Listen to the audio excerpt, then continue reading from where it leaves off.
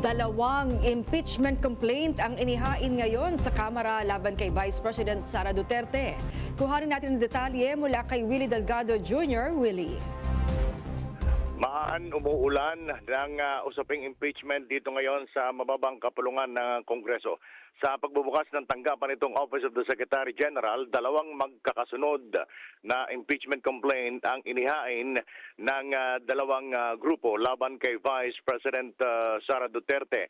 Unang naghain kaninang alas 9 ng umaga itong grupo ng Makabayan Bloc laban sa Vice Presidente at agad itong sinundan ng grupong Akbayan.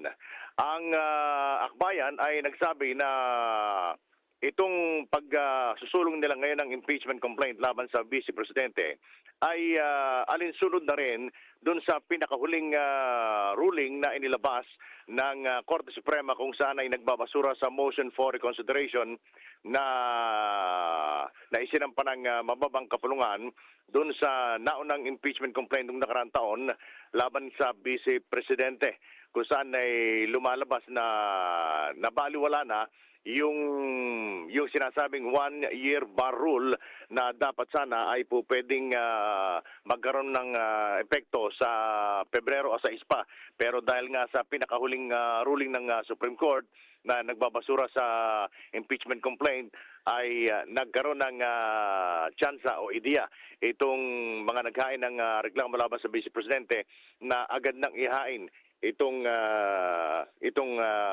impeachment complaint. Walang nabago dun sa naunang inihain, sabi nitong si Akbayan Party List Representative Percy Sendanya, sapagkat kung ano yung nilalaman ng kanilang impeachment complaint o reklamo laban sa Vice Presidente nung nakaraang taon ay isa rin ang nilalaman ng kanilang reklamo ngayong araw. Nadagdag lamang dito yung sinasabing testimonya nitong si Madriaga na may kinalaman sa korupsyon na involved pa rin ang Vice Presidente kung saan ay sinasabing si VP Sara mismo ang nagbigay ng instructions kay Ramil Madriaga na mag-deliver ng malaking halaga ng pera sa kanyang mga security aid.